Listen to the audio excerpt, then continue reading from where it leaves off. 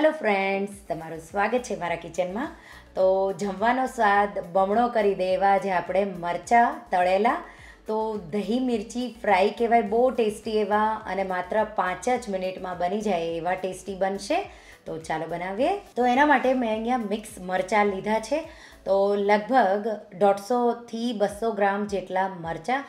તો મારા પાસે આ ટાઈમે લાલ મરચાં હતા તો એ મેં 4 લીધા અને બીજા મેં લીલા મરચાં લીધા છે. આ મરચાંની વેરાયટી એકદમ મોડી મેં ભાવનગરી મરચાં લીધા છે. અને આપણે મરચાંને ધોઈ કોરા કરી લઈશું અને આ રીતે વચ્ચેથી આપણે એને એક એક કટ આપી દઈશું. તો ઉપર સુધી આપણે નથી કટ કરવાના, વચ્ચે આ રીતે કટ કરી દેવાનું. તો આ રીતે મેં 2 મરચાં કટ કર્યા, એ જ રીતે બીજા કટ કરી લઈશ. એ જ રીતે લાલ મરચાંને પણ કટ કરી લઈશું અને ઉપરથી થોડો ડીટિયાનો જે ભાગ હોય એ પણ કટ કરી હું બધા જ મરચાંને રેડી કરી લઈશ. તો આ રીતે બધા જ મરચાં મેં કટ કરી રેડી કરી લીધા. તો હવે આપણે એનો વઘાર કરીશું. વઘાર માટે એક પેનમાં 1 થી 2 ટેબલ સ્પૂન જેટલું તેલ ગરમ કરીશું. તેલને આ રીતે ફેલાવી દઈશું. તેલ ગરમ થઈ જાય એટલે મરચાં આ રીતે ગરમ તેલમાં ઉમેરી દઈશું.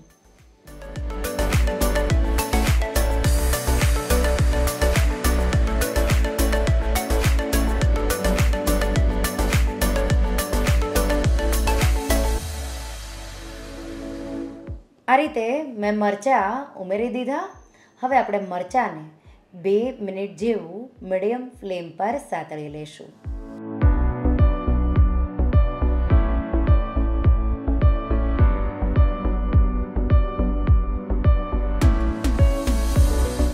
તો આ રીતે આગળ પાછળ 2 સાઈડ સારી રીતે મરચાંને તમારે ફેરવી અને સાતળી લેવાના. તો 1 મિનિટ જેવું થાય એટલે મેં સાઈડ ચેન્જ કરી પાછું આપણે એને સાતળીશું. તો આવી મરચાંમાં સારી એવી ડિઝાઇન આવી જાય ત્યાં સુધી તમારે એને સાતળવાનું છે. જો મરચાંની વેરાયટી થોડી કડક હોય તો એને સતળાતા વાર પણ લાગશે. તો આ રીતે મરચાં સારી રીતે સતળાઈ ગયા. હવે આપણે ઝટપટ એમાં મસાલા કરી લઈશું. તો 1 ટીસ્પૂન વરિયાળીનો પાવડર, 1 ટીસ્પૂન શેકેલા જીરાનો પાવડર, 1 ટીસ્પૂન લાલ મરચું પાવડર, 1/4 ટીસ્પૂન જેટલી હળદર, 1 ટીસ્પૂન જેટલો ધાણા જીરું પાવડર ઉમેરીશું અને મિક્સ કરીશું અને સ્લો ફ્લેમ કરી 1 મિનિટ જેવું સાતળીશું એટલે સારો એવો કલર આવી જશે.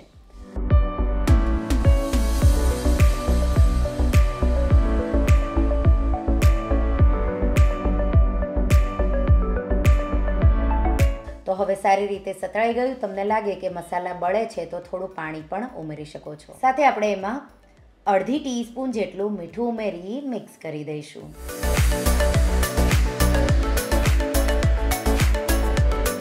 આ રીતે ગેસની ફ્લેમ એકદમ સ્લો કરી 1 મિનિટ જેવું થઈ ગયું. હવે આપણે 3 ટેબલ સ્પૂન જેટલું દહીં લેશું. દહીંને આ રીતે ફેટી અને મસાલા પર આ રીતે મરચાં પર ઉમેરી દઈશું. આ રીતે ઉમેરી મિક્સ કરી અને આપણે 1 મિનિટ જેવું એને પાછું થવા દઈશું.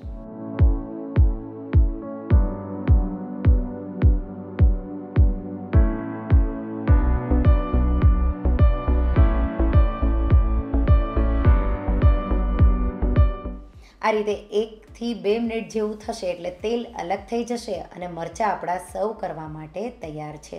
જો તમારા આમચૂર પાવડર ઉમેરવો હોય તો આમચૂર પાવડર, નહીં તો પછી આ રીતે લીંબુના રસના ટીપા થોડા અને લીલા ધાણાથી ગાર્નિશ કરી અને મરચાંને તમે શાક રોટલી સાથે કે દાળ ભાત સાથે પણ સર્વ કરી શકો. એવા ટેસ્ટી એવા લાગશે.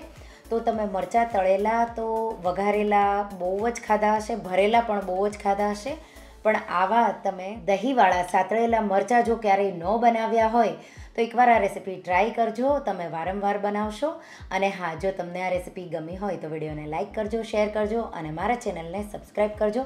અને આવી જ નવી રેસીપીઓ માટે તમે બેલ આઇકોન બટનને પ્રેસ કરજો. Thank you for watching.